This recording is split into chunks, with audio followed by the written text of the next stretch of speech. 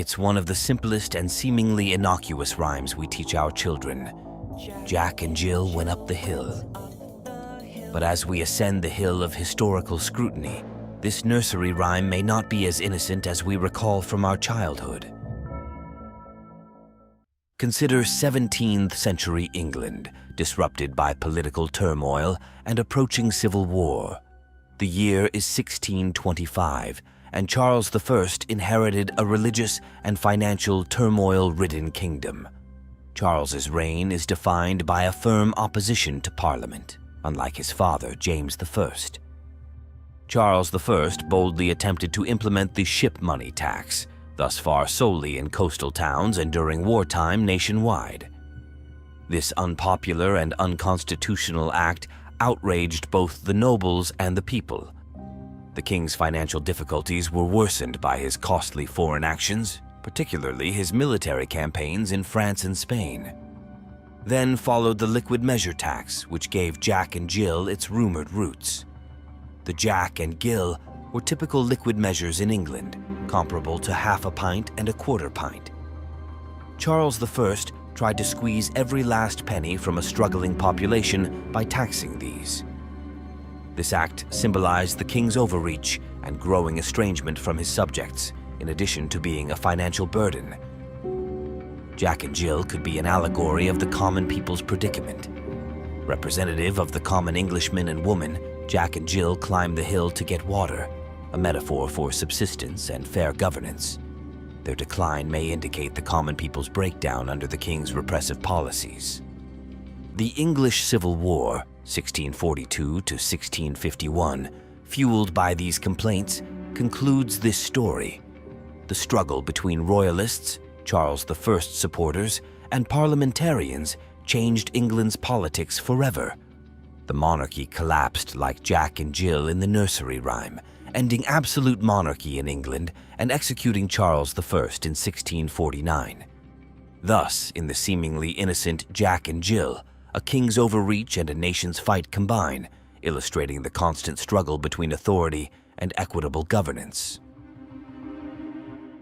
Think of a simple but practical world. Names like Jack and Jill are more than just names.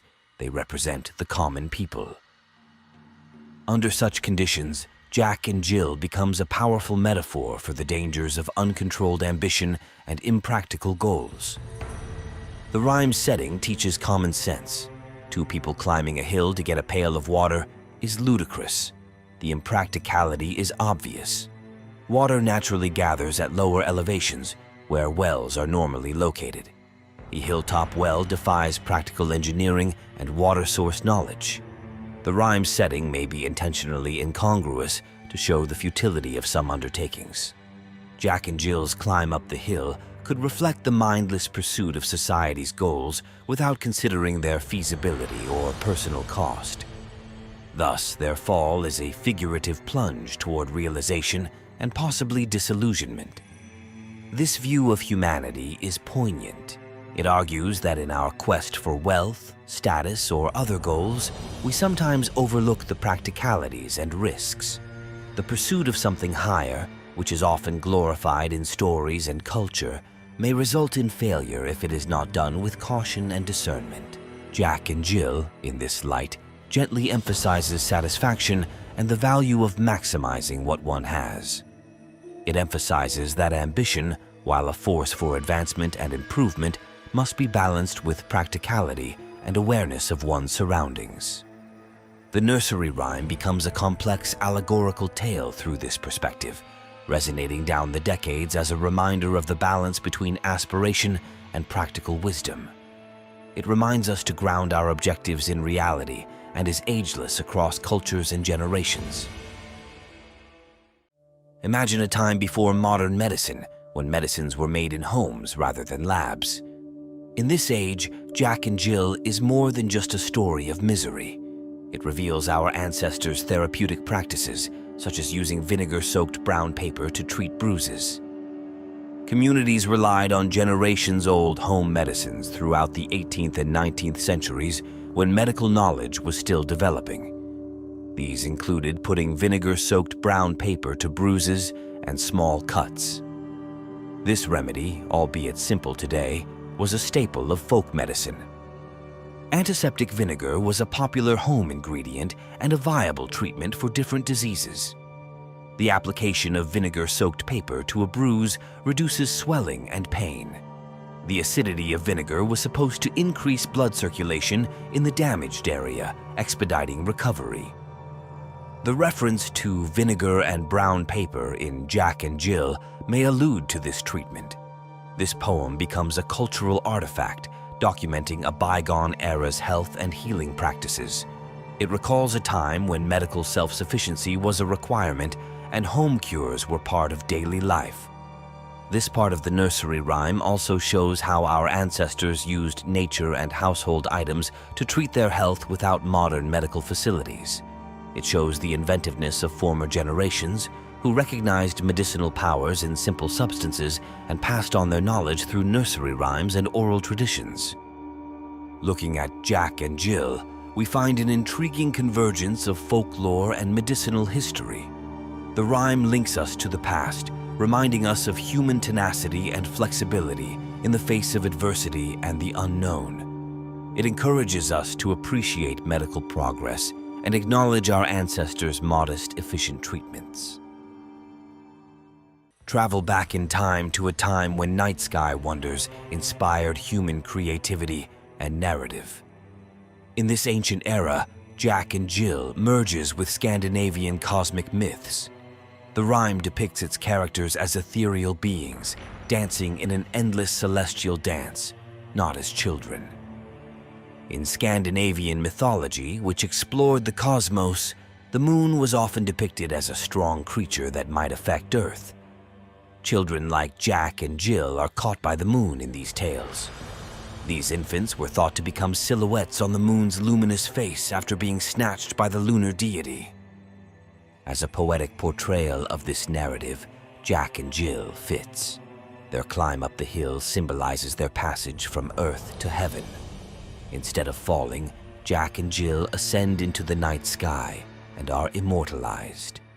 The rhyme becomes a legendary narrative about human curiosity with the stars and their mysteries with this interpretation.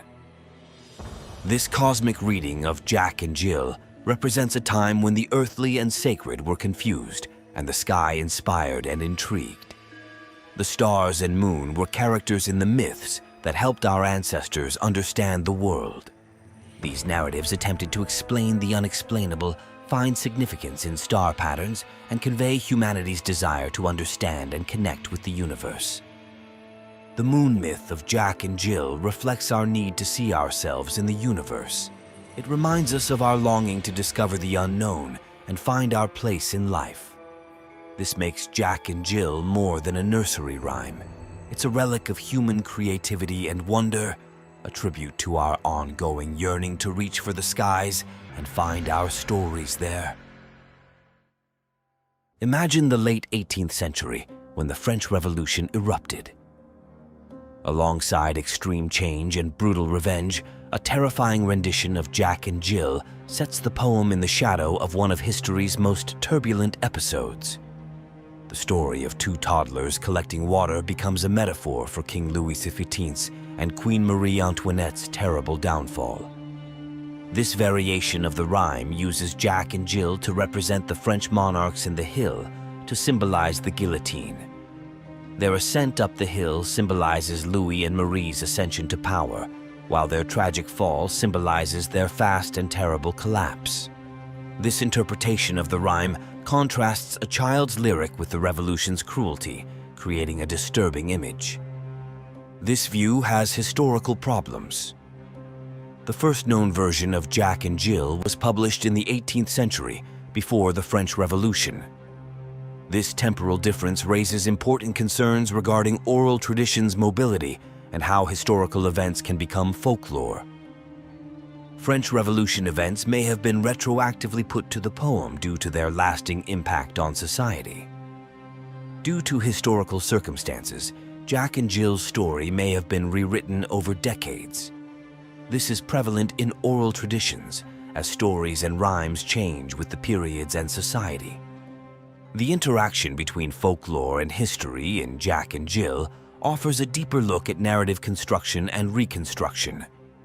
It explores the influence of historical events on collective memory and the potential of storytelling to capture and represent human experience. In this context, Jack and Jill becomes a canvas for different ages' fears, anxieties, and tragedies. The rhyme, which reflects the French Revolution or a timeless narrative of ambition and disaster, continues to attract and intrigue, reminding us of the complicated relationship between history, folklore, and the imagination. If you're captivated by these layers of history and myth, let us know by liking and sharing this exploration. Share with us which rhyme you'd like us to unravel next, and join us as we continue to trace the echoes of the past that reverberate in the verses we thought we knew. Remember, every nursery rhyme has a tale, some more shadowed than others, but all waiting to be told. Stay tuned, stay curious, and keep exploring with us. See you in the next adventure of the Hidden Histories.